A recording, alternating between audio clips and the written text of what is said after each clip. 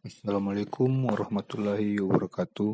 Perkenalkan, nama saya M. Adnan Nasira dari kelas PTE 02 dengan NIM 210204502019 dengan mata kuliah Filsafat Ilmu.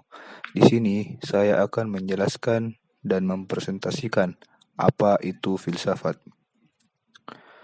Istilah filsafat berasal dari kata philos yang berarti mencintai, mencari, atau pencarian, dan sophien yang berarti cinta, kebijaksanaan, atau kebenaran. Jadi, filsuf adalah orang yang sedang mencari kebijaksanaan atau kebenaran. Selanjutnya, aliran dalam filsafat. Yang pertama, aliran dalam filsafat yang berjudul idealisme. Idealisme merupakan aliran yang meyakini bahwa kenyataan atau realitas terdiri dari jiwa dan ide-ide. Kata idealisme berasal dari kata ID, yang artinya sesuatu yang hadir dalam jiwa. Aliran ini menjadi awal yang penting bagi perkembangan cara berpikir manusia. Pemikiran dasar aliran ini pun ternyata pernah dipaparkan oleh Plato. Menurutnya, realitas yang paling dasar adalah sebuah ide, sedangkan realitas yang dapat dilihat oleh manusia adalah bayangan dari ide tersebut. Aliran dalam filsafat yang kedua, rasionalisme. Aliran rasionalisme merupakan aliran yang mengutamakan akal sebagai satu-satunya sumber pengetahuan yang dapat dipercaya. Bagi para tokohnya, akal merupakan aset terpenting yang dimiliki oleh manusia untuk menemukan, memperoleh, hingga mengaji sebuah pengetahuan. Mereka juga meyakini bahwa akal memiliki kemampuan untuk menyelesaikan berbagai permasalahan dalam hidup. Segala permasalahan dapat diselesaikan dan dipecahkan melalui akal. Yang ketiga, yang berjudul empirisme. Aliran yang satu ini berfokus pada pengalaman yang dimiliki seseorang sebagai sumber dari pengetahuan. Empirisme ini berasal dari bahasa Yunani yang memiliki arti pengalaman inderawi atau pengalaman observasi melalui para panca indera. Empirisme merupakan aliran yang sangat bertentangan dengan rasionalisme. Menurut para tokohnya, pengetahuan berasal dari pengalaman, sehingga panca indera merupakan sumber yang paling jelas dan pasti dibandingkan akal. Selanjutnya, dualisme. Dualisme merupakan aliran yang menyebutkan bahwa realitas itu terdiri dari dua akar yang berlainan dan bertolak belakang. Masing-masing akar tersebut bersifat unik dan tidak dapat dihilangkan, sehingga beberapa tokoh menyebutkan bahwa aliran ini merupakan gabungan dari aliran idealisme dan materialisme, atau aliran yang menggabungkan jiwa dan tubuh. Selanjutnya, positivisme. Aliran ini muncul pada abad ke-19 dengan dasar pemikiran sumber pengetahuan berasal dari apa yang diketahui, nyata, dan hal yang pasti. Positivisme ini fokus pada suatu fakta yang nyata dan mengesampingkan hal-hal yang di luar realitas atau kenyataan yang tidak tampak.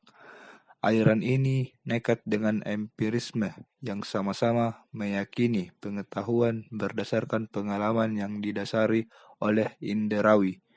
Menurut para tokohnya, manusia tidak akan pernah mengetahui sesuatu lebih dari apa yang mereka lihat dan temukan yang didasarkan pada fakta-fakta yang nyata.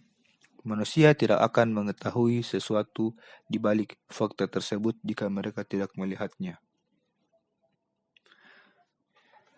Ini dia kita lihat filsuf pertama di dunia yang bernama Thales.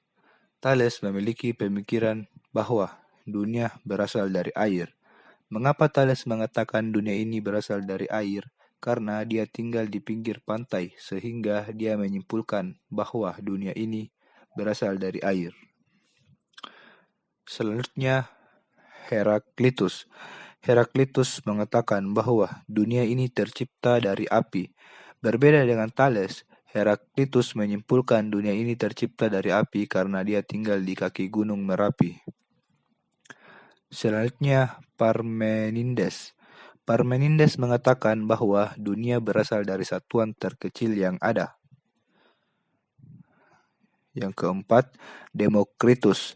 Demokritus memiliki pemikiran bahwa dunia atau semesta berasal dari satuan kecil yang tak terbagai atau atom. Atom A yang artinya tidak, atom yang artinya terbagi. Jadi atom adalah satuan yang tidak terbagi. Di sini kita lihat filsuf alam ya atau filosofia naturalis. Para filsuf di atas tadi juga sering disebut dengan para filsuf alam. Disebut filsuf alam karena perhatian atau pemikiran para filsuf dipusatkan pada alam dan berupaya membuat pemikiran bagaimana alam atau semesta ini tercipta. Apakah belajar filsafat akan semakin menjauhkan kita dari agama dan Tuhan? Argumen seperti ini sebenarnya tidak dapat dibenarkan, karena filsafat sebetulnya adalah mode of thinking atau cara berpikir, jadi tergantung bagaimana Anda memahaminya. Jadi kesimpulan di atas yaitu filsafat merupakan pengetahuan dan penyelidikan dengan akal budi mengenai sebab-sebab, asas-asas hukum dan sebagainya daripada segala yang ada dalam alam semesta ataupun mengetahui kebenaran dan arti adanya sesuatu. Jadi bisa kita simpulkan bahwa ilmu pengetahuan modern dibangun oleh argumen-argumen seperti di atas tadi yang secara rasio tidak bisa dibuktikan kebenarannya. Itulah presentasi yang dibuat oleh saya. Mohon dimaafkan jika ada kesalahan kata. Sekian dan terima kasih. Assalamualaikum warahmatullahi wabarakatuh.